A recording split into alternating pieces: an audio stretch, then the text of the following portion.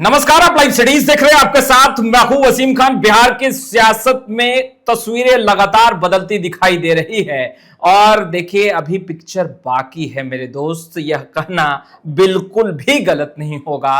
बिहार की सियासत में नई तस्वीर बहुत जल्द देखने को मिलेगी। तारीख तय है, तारीख मुकर्रर है, बस ऐलान होना महज बाकी है। मानो सिवान विधानसभा याद ही होगा। मंगल पांडे का नाम भी आपको याद होगा, काफी सक्रिय हैं, बीजेपी के कद्दावर नेता हैं, वरिष्ठ नेता हैं। मगर आखिर हम मंगल पांडे का नाम क्यों ले रहे हैं, सिवान को क्यों याद करने लगे? हमारे साथ फ्रेम में आपको जाने माने पत्रकार, वरिष्ठ पत्रकार रवि उपाध्याय सर दिख रहे होंगे। सबसे पहले हम यह जानने की कोशिश करेंगे कि बिहार की सियासत में क्या कुछ नया देखने को मिलेगा। सर, बिहार की सियासत की तस्वीरें बदल रही है, तख्त बदला, ताज बदले, नए मुख्यमंत्री सम्राट चौधरी काफी एक्टिव हैं, मगर अब भी बड़ा उलटफेर देखना बाकी है।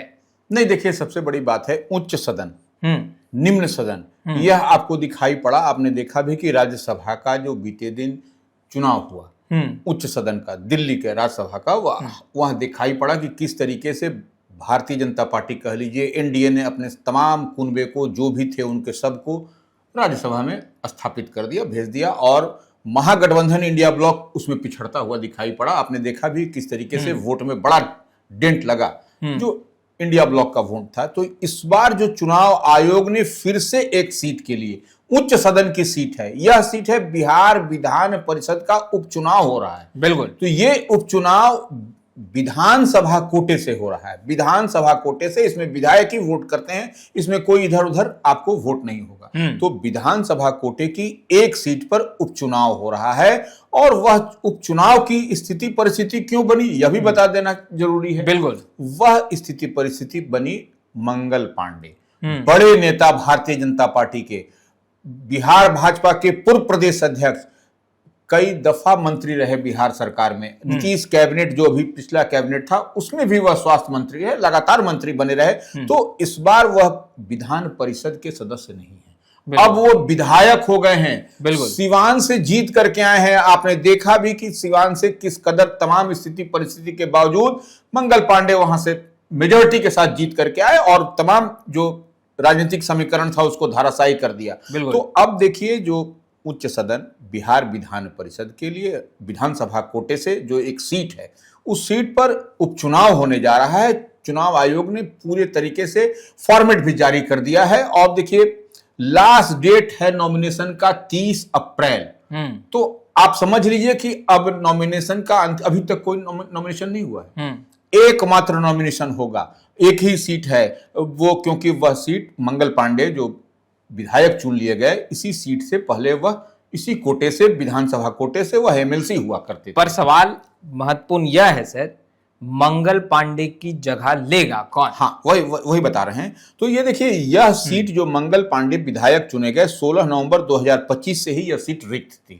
तो अब जो चुनाव आयोग ने, भारत निर्वाचन आयोग की ओर से जो नोटिफिकेशन जारी हुआ है, 30 अप्रैल लास्ट डेट है नॉमिनेशन का। अभी तक कोई नॉमिनेशन नहीं हुआ, 2 दिन और बचे हैं। ऐसे में आपको नाम वापसी 4 मई को है। 12 मई को अगर स्थिति परिस्थिति बनती है, कोई अन्य नॉमिनेशन होता है, अन्य नामांकन होता है, तब वोटिंग होगी। और वोटिंग का समय भी सुबह 9 बजे से शाम के 4 बजे तक तय कर दिया गया है। काउंटिंग, मतगणना भी उसी दिन होगी, शाम को 5 बजे।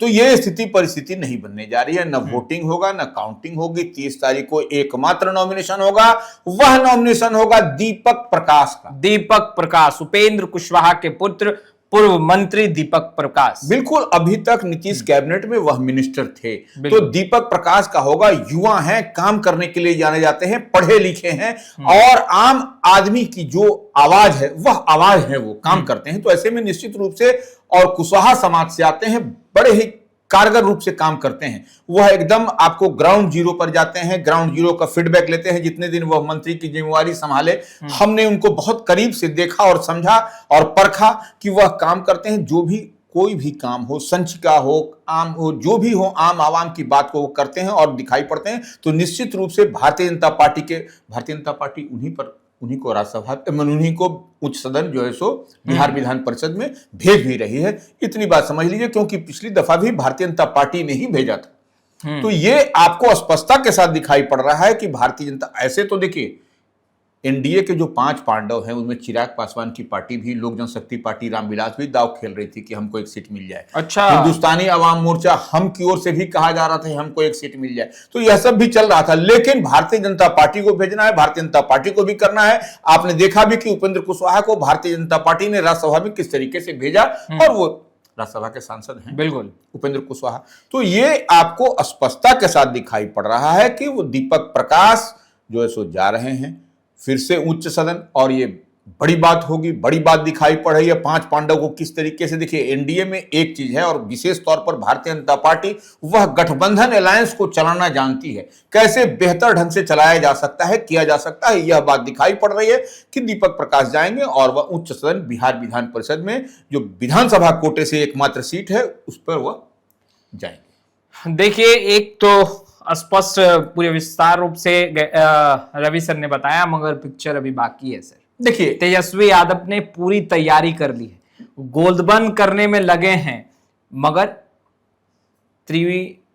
त्रिकोणीय लड़ाई ने टेंशन बढ़ाया है। बिल्कुल सर, हम जानना चाहेंगे कि तेजस्वी यादव ने किस तरीके की तैयारी की है और हम किस सीट का जिक्र कर रहे हैं। देखिए, आप जो सीट की चर्चा कर रहे हैं वह जो है सो स्थानीय प्राधिकार माने लोकल बॉडीज कोटे से बिहार विधान परिषद की एक सीट, जो आपको राधाचरण शाह जो वह भी उसी सीट से वह एमएलसी हुआ करते थे, बिल्कुल स्थानीय कोटे से, बक्सर भोजपुर निर्वाचन क्षेत्र का जो है उससे। अब देखिए वहां से वह भी संदेश से राधाचरण शाह जीत गए हैं, विधायक जेडीयू कोटे से। हाँ। तो ऐसी स्थिति परिस्थिति में उस सीट पर भी स्थानीय प्राधिकार की जो सीट है लोकल बॉडीज का, बक्सर भोजपुर, उस पर चुनाव हो रहा है। उसके लिए भी मुकम्मल तौर पर 12 मई को मतदान होगा, वहां पर सुबह 8 बजे से शाम के 4 बजे तक होगा। अब इसमें देखिए तमाम इसमें नॉमिनेशन भी हो गया है, इसमें 2 दिग्गजों के बीच में लड़ाई है। अब 2 दिग्गज कौन है सो समझिए, लालदास राय जो एक्स एमएलसी हैं आरजेडी कोटे से, 2015 से वो थे एमएलसी थे, तो वो भी स्थानीय निकाय से जीते थे वो थे, और राधाचरण शाह वह भी जो है सो आरजेडी से ही पहली दफा जीत करके आए थे, फिर बाद में जेडीयू में गए थे, वह भी जो है सो लोकल बॉडी से ही जीत करके आए थे। तो देखिए सबसे बड़ी बात है कि आपको लालदास राय के पुत्र आरजेडी से सोनू राय लड़ रहे हैं बिल्कुल इस स्थानीय प्राधिकार के सीट से एमएलसी वाले में। अब और दूसरी तरफ आपको राधाचरण शाह के पुत्र कन्हैया शाह उर्फ सेठ जी वह भी लड़ रहे हैं, वो जेडीयू के टिकट से लड़ रहे हैं। तो ये देखिए दोनों के बीच में आमने सामने की लड़ाई है, लेकिन इसको एक ट्रायंगुलर फाइट बनाया जा रहा है। ट्रायंगुलर फाइट इस लिहाज से वहां से मनोज उपाध्याय वहां से लड़ रहे हैं। मनोज उपाध्याय वही मनोज उपाध्याय हैं जो कि जेडीयू के कार्यकर्ता, जेडीयू के मजबूत उस क्षेत्र में, उस लोकेलिटी में मजबूत स्तंभ हुआ करते थे। उनकी पत्नी भी वहां पर हैं, पीरो विधानसभा क्षेत्र से, संभवतः वहां से उनकी पत्नी है, पीरो विधानसभा क्षेत्र से, पीरो नगर परिषद की अध्यक्ष हैं वो। तो आप इतनी बात समझ लीजिए कि अब वहां पर जो लड़ाई ट्रायंगुलर फाइट होगा तो किसको एज मिलेगा यह समझा जा सकता है कि, और आपको सोनू राय के लिए उनके ससुर भी लगे हुए, सुना है कि बोरा भी खुल रहा है। हाँ, बोरा तो पूरा खुल रहा है। गांधी जी देखिए स्थानीय निकाय में, लोकल बॉडीज में बगैर बोरा का, देखिए त्रिस्तरीय पंचायत है, मुखिया सरपंच इन लोगों का वोट देना है, तो गांधी जी के बिना और बोरा खुले बिना इधर से उधर नहीं होगा। और यह निश्चित रूप से देखिए स्थिति परिस्थिति जो बक्सर और भोजपुर सीट पर स्थानीय निकाय के हमको जो दिखाई पड़ रही है, उसमें इतनी बात मान के चलिए कि इस बार पेच फंसा हुआ है एनडीए का वहां। अच्छा, हाँ, क्योंकि आप थोड़ा सा समीकरण समझिएगा कि अब जो भी है उधर बक्सर भोजपुर में, वहां पर है पेच क्या? पेच यही है कि उस सीट पर कि आपको मैक्सिमम मेजॉरिटी है, जो मुखिया सरपंच स्थानीय त्रिस्तरीय पंचायत की जो भी है वह आपको पिछड़ी माने जादव समाज के लोग ज्यादा हैं। और ये देखिए सोनू राय और कन्हैया शाह जो, या कन्हैया सेठ जी की बात करें मैंने राधाचरण शाह के पुत्र की, ये दोनों ही पिछड़े समाज से ही हैं। तो अब ऐसे में मनोज उपाध्याय जो त्रिकोणीय मुकाबला बना रहे हैं वह ब्राह्मण समाज से हैं, निश्चित रूप से सवर्ण समाज का, और वो लंबे समय से जेडीयू के रहे हैं, तो जेडीयू के वोट में भी डेंट पड़ता हुआ दिख रहा है। इसीलिए हम कह रहे हैं कि ट्रायंगुलर फाइट, त्रिकोणीय मुकाबला वहां हो गया है। ऐसे लड़ाई में एज अभी दिख रहा है आपको सोनू राय का। आरजेडी का, तो निश्चित रूप से आपको देखिए इसमें भोंपू लेकर के, आप माइक लेकर के इसमें प्रचार प्रसार नहीं होता है। इसमें बड़ा टेक्निकल वोटिंग होता है, प्रेफरेंशियल वोट होता है। आपको 1 नंबर, 2 नंबर, 3 नंबर, तो और उसमें भी मतदान केंद्र पर आपको पेन दिया जाएगा, उसी पेन से आपको जिस कैंडिडेट को आप देना चाहते हैं उसके सामने आपको टिक करना पड़ेगा, 2 नंबर 3 नंबर नहीं दीजिएगा। और उसके फोल्ड करने की प्रक्रिया भी अलग होती है, क्योंकि अगर यदि थोड़ा सा फोल्ड करने में मतपत्र को आप उलट पुलट कर दिए तो वो आपका खत्म हो जाएगा। तो इस लिहाज से उसको लपेटिए और बॉक्स में उसको डालिए। बहुत टेक्निकल वोट है ये, इसलिए हम कह रहे थे कि ना इसमें भोंपू चलेगा, ना इसमें आम आदमी का इसमें कोई जरूरत नहीं है। जब त्रिस्तरीय पंचायत है तो मुखिया सरपंच का ही वोटिंग होगा। तो स्पष्टता के साथ इस चुनाव में हमको दिखाई पड़ रहा है बक्सर भोजपुर में क्या होगा। और उसके अलावा जो विधानसभा कोटे से जो एक सीट की बात आ रही है मंगल पांडे का, वह तो एनडीए के खाते में जाएगा और आरएलएम के दीपक प्रकाश ही उसमें विजयी होंगे। चलिए, बोरा खुल रहा है। नेताजी खुद एक दूसरे को भी लपेटने में लगे हैं, अपने तरफ लोगों को रिझाने में लगे हैं। इस वीडियो में फिलहाल इतना ही। अब तक आपने हमारे चैनल को सब्सक्राइब नहीं किया है, तुरंत सब्सक्राइब कर लें। आपका बहुत बहुत शुक्रिया।